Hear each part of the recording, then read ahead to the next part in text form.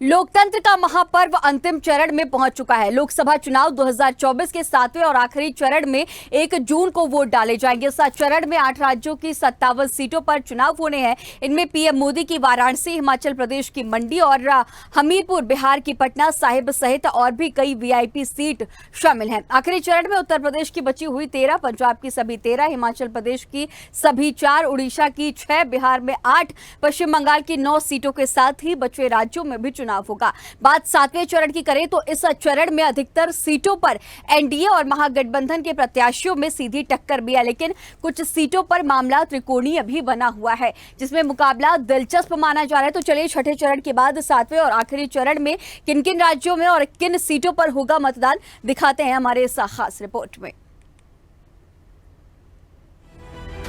लोकसभा चुनाव 2024 अब अपने अंतिम पड़ाव पर है। 1 जून को 7वें और अंतिम चरण में शनिवार को वोट डाले जाएंगे। इस चरण में 8 राज्यों की शेष 57 सीटों के लिए मतदान होगा, जिनमें बिहार, चंडीगढ़, पंजाब, हिमाचल प्रदेश, झारखंड, ओडिशा, उत्तर प्रदेश और पश्चिम बंगाल की शेष सीटें शामिल हैं। बात उम्मीदवारों की करें तो अंतिम चरण में कुल 904 उम्मीदवार मैदान में हैं। इस चरण में प्रधानमंत्री नरेंद्र मोदी, गोरखपुर से भोजपुरी स्टार रवि किशन, हिमाचल प्रदेश की मंडी सीट से बीजेपी प्रत्याशी कंगना रनौत, कांग्रेस से विक्रमादित्य सिंह, हमीरपुर से केंद्रीय मंत्री अनुराग सिंह ठाकुर और बिहार की पटना साहिब से बीजेपी के रविशंकर प्रसाद सहित तमाम दलों के कई दिग्गज मैदान में हैं। 7वें चरण में बिहार में 8 सीटों पर, चंडीगढ़ में 1 सीट, पश्चिम बंगाल में 9, पंजाब में 13, हिमाचल प्रदेश में 4, उत्तर प्रदेश में 13, ओडिशा में 6, झारखंड में 3। आपको बता दें कि अंतिम और 7वें चरण में 8 राज्यों में पंजाब की 13 सीटों के लिए 328 उम्मीदवार अपना दावा ठोक रहे हैं, तो वहीं उत्तर प्रदेश की शेष 13 सीटों पर 144 प्रत्याशी मैदान में हैं।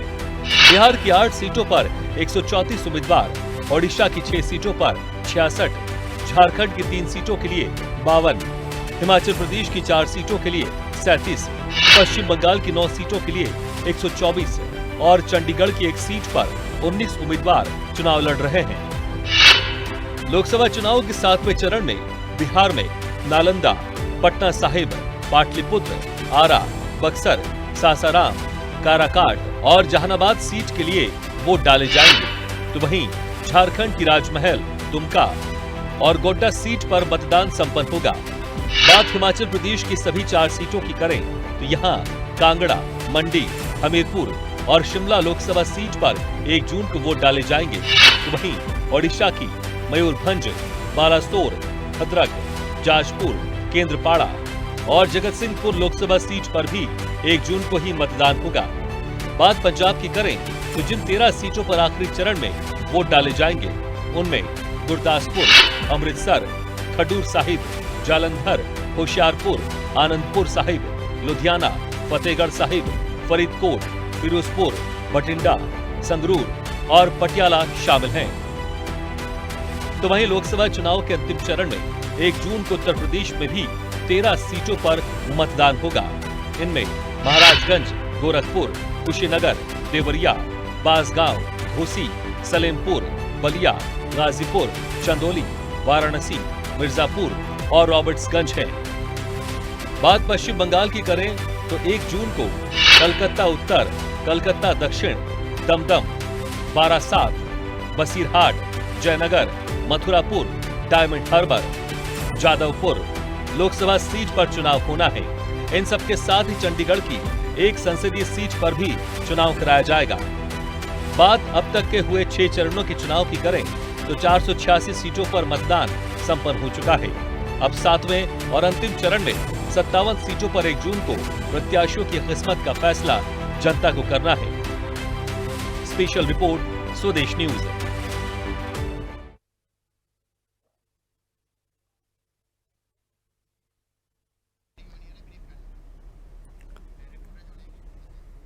लोकसभा चुनाव के अब आखिरी चरण के रण के लिए सभी प्रत्याशी पूरी तरह से तैयार हैं और अब चुनावी जो प्रसार का जो शोर है वो भी थम जाएगा और इसके साथ ही इस बार तमाम वीआईपी सीट्स भी हैं।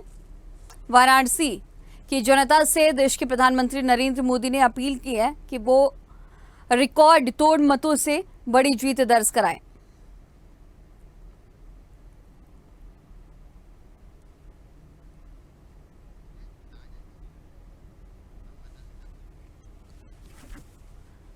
तो इसी खबर पर तमाम जानकारी के साथ लखनऊ से हमारे सहयोगी राजन हमारे साथ जुड़े हुए हैं।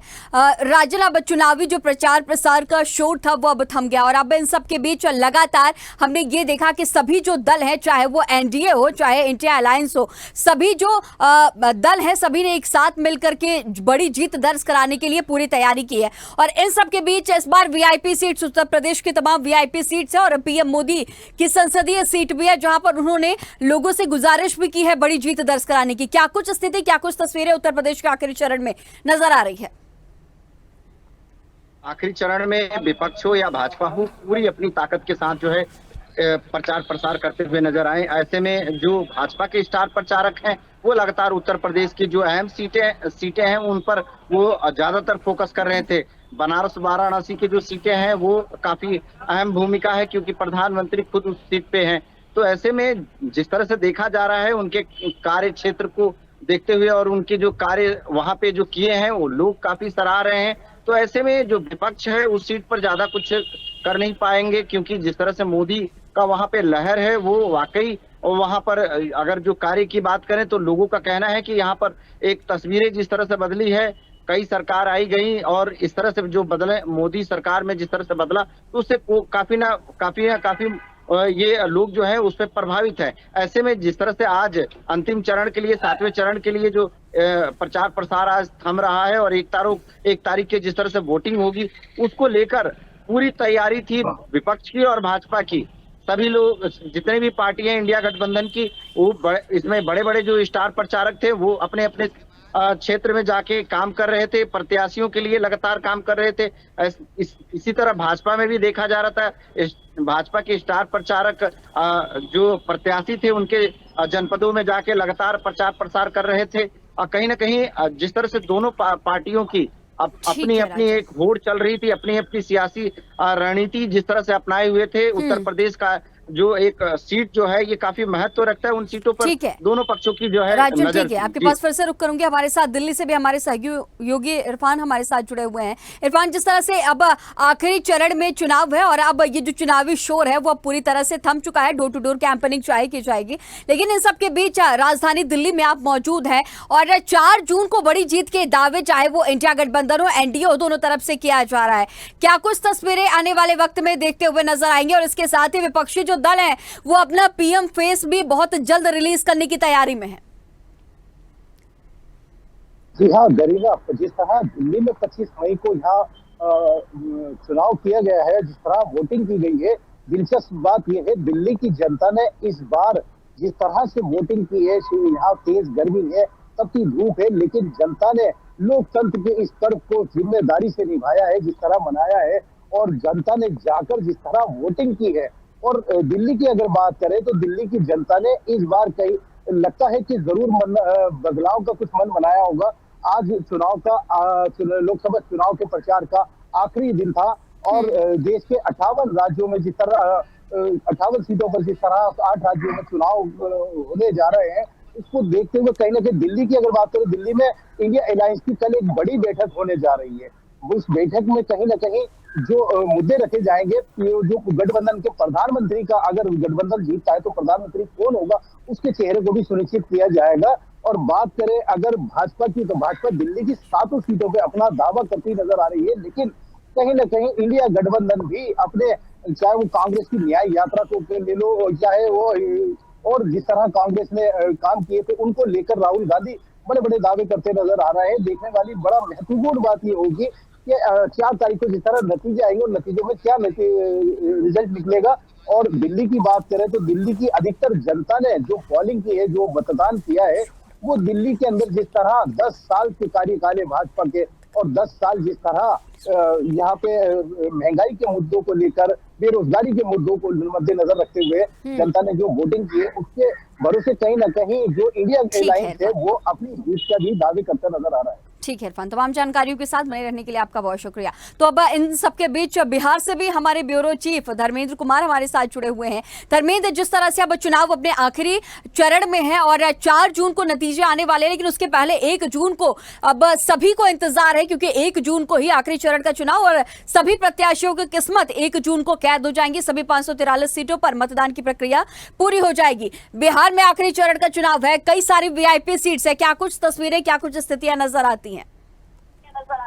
जी, 1 जून को आखिरी चुनाव होगा, बात सही है। सबसे बड़ी बात है कि जिस तरह से बिहार का तापमान चरम पर है, ठीक उसी प्रकार सियासी तापमान भी चरम पर है। आज अंतिम क्षण था, सारे दोनों पक्ष विपक्ष यानी एनडीए और इंडिया गठबंधन दोनों ने कई सभाएं की और एक दूसरे को फील्डिंग करने से कहीं गुरेज नहीं हो रही है। सारी दोनों पार्टियां चाह रही है कि हम अधिक से अधिक फील्डिंग करें और मजबूत करें और अधिक रन बनाएं।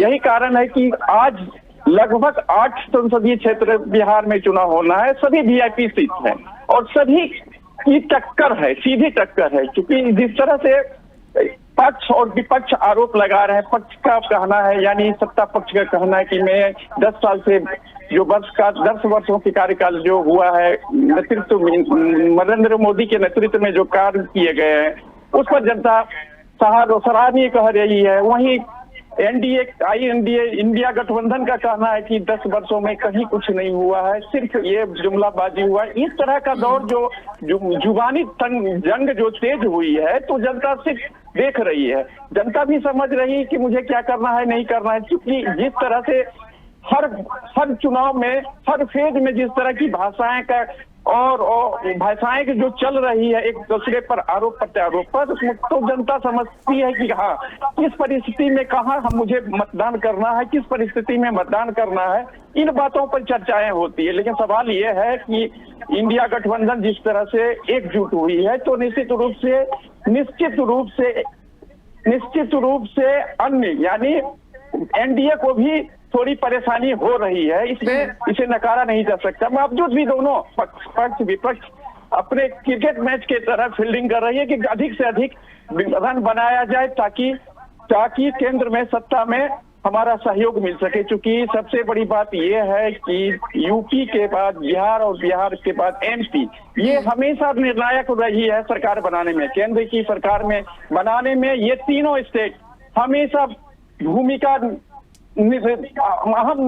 अहम भूमिका निभाई है। तो इन तमाम परिस्थितियों को देखते हुए जिस तरह से यूपी में जो है अपना बीजेपी का वर्चस्व है, यहाँ भी ठीक है, यहाँ भी भाजपा का सत्ता है और एमपी में भी है। तो तीनों स्टेट को लोग अपने मिलाकर देख रहा है। आपको रुकना चाहूंगे।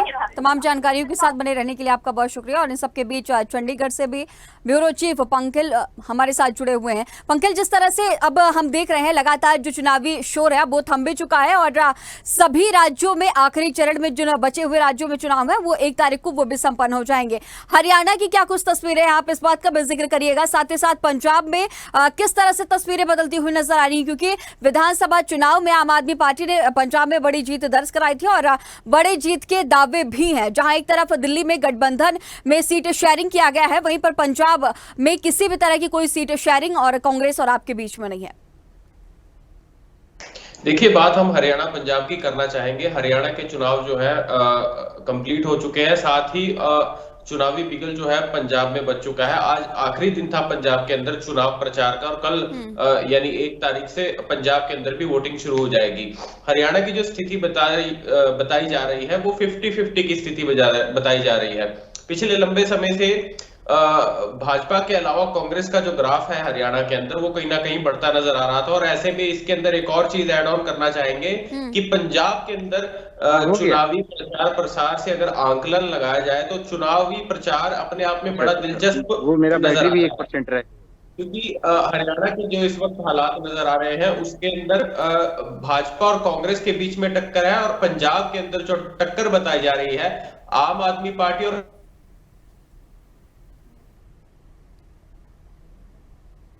ठीक है पंकज, तमाम जानकारियों के साथ बने रहने के लिए आपका बहुत शुक्रिया।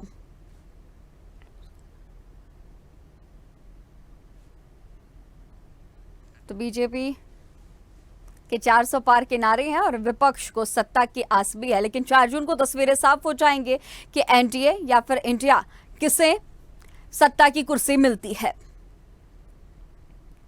हमारे इस खास बुलेटिन में फिलहाल इतना ही। खबरों का सिलसिला लगातार जारी रहेगा। बने रहिए स्वदेश न्यूज के साथ। सबसे पहले देश।